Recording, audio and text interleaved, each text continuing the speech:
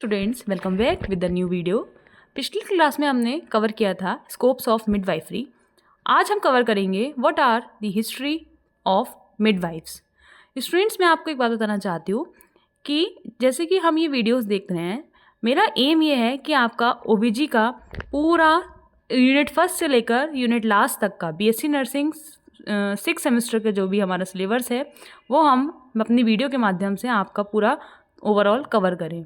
और I hope कि आपको समझ में आएगा अच्छे से, और आप इस चीज़ का बिल्कुल भी निश्चिंत रहिए इस चीज़ से कि आपका जो भी यूनिट हम डालेंगे या जो भी यूनिट मैं बनाऊंगी वीडियो जिस यूनिट की, वो आपकी according to ABBM Atal Bihari Vajpayee university के अकॉर्डिंग जो आपका INC के अकॉर्डिंग सिलेबस है BSc नर्सिंग का, उसी के बेसिस पे या उसी सिलेबस के अकॉर्डिंग आपको टाइम टू टाइम वीडियोज़ मिलती रहेंगी यूनिट फर्स्ट से।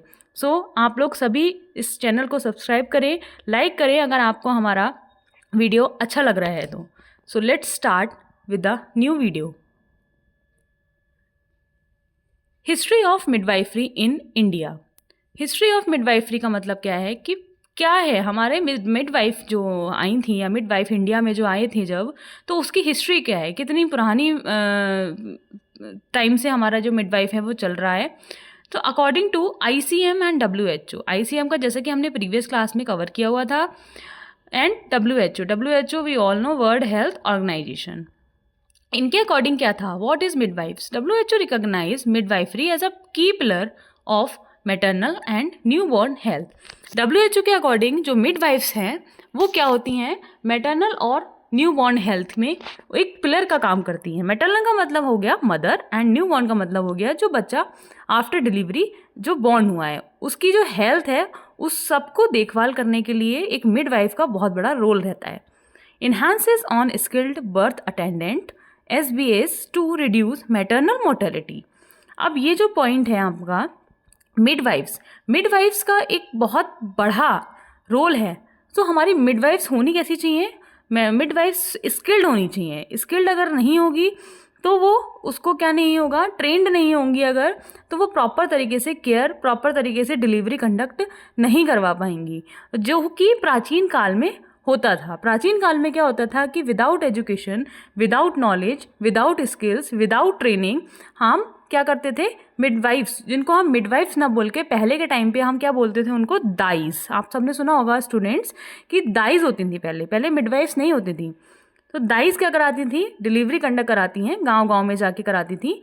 और उस टाइम पे हेल्थ केयर डिलीवरी सिस्टम इतना एडवांस नहीं था, तो जिस वजह से मैटरनल मोर्टेलिटी रेट जो था वो बहुत बढ़ा हुआ रहता था।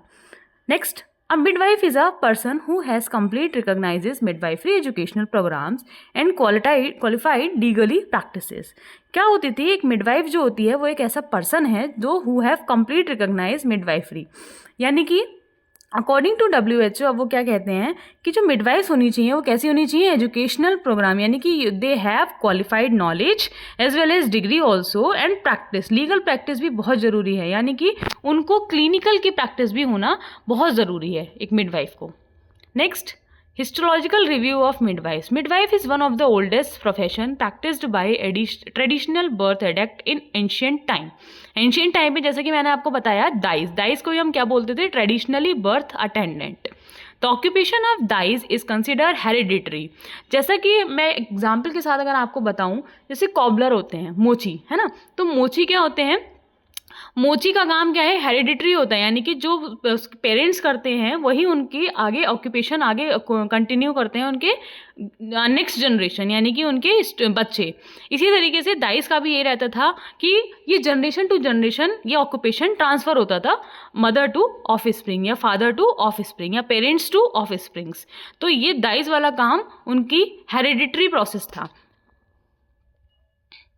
Next, historical division in early second century, यानी कि अब हम बात करते हैं कि कुछ चेंजेस आए थे।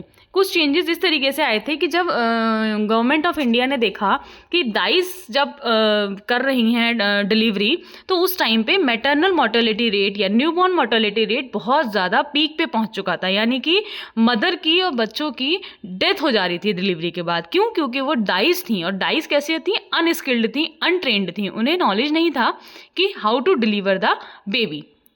तो हमारी गवर्नमेंट ऑफ इंडिया ने इस चीज़ पे काम किया और 1946 में भोर कमेटी आई। भोर कमेटी का एम ये था कि qualified midwives and health visitors and training for डाइज, यानी कि जो डाइज हैं, डाइज का ही सेकेंड नेम हमने आगे फर्दर चेंज किया था, गवर्नमेंट ऑफ इंडिया ने वो बोल दिया था उसको मिडवाइफ्स। सो मिडवाइफ्स कैसी होनी चाहिए? It should be trained and qualified. 1955 में दूसरी कमेटी आई थी जिसको हम बोलते हैं सेठी कमेटी। सेठी कमेटी के थ्रू उनका ऑब्जेक्टिव ये था, recommended training and posting ANM with qualification and supervised LHB.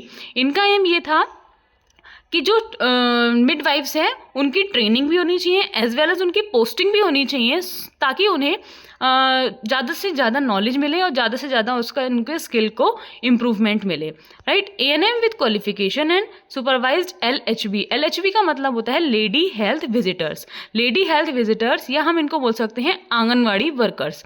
तो ये लोग जो थे ये बेसिकली हेल्प करते थे विलेजेस में डिलीवरी कंडक्ट करवाने के लिए। 1947 में आईएनसी के थ्रू, आईएनसी का हम सभी को, नर्सिंग में हैं हम लोग सब, तो हमें सबको ही पता होगा what is the full form of INC, right. तो आईएनसी ने ये बोला combined courses opened midwifery plus nursing. पहले के टाइम पे, एंशियंट टाइम पे क्या था कि मिडवाइफ कोर्स अलग था एंड नर्सिंग अलग था, बट अब क्या हो गया है, आईएनसी ने क्या वर्क करा है, उन दोनों को कंबाइन कर दिया है। मिडवाइफ प्लस नर्सिंग का एक ही कोर्स बना दिया है और कुछ गाइडलाइंस भी हैं कि आपके पास 12th प्लस के बाद ही आप कर पाएंगे नर्सिंग, एंड आपके साथ एज वेल एज अगर आपको बीएससी नर्सिंग करनी है तो आपके पास बायो होना कंपलसरी है। जीएनएम के लिए कुछ भी दोनों चीज़ें स्ट्रीम हैं, bio as well as math और आर्ट, कोई भी स्ट्रीम का स्टूडेंट कर सकता है। So these all are the committees that will make a new guidance and rules and regulations for midwives. I think आपको ये लेक्चर अच्छा लगा होगा, समझ आया होगा। Thank you.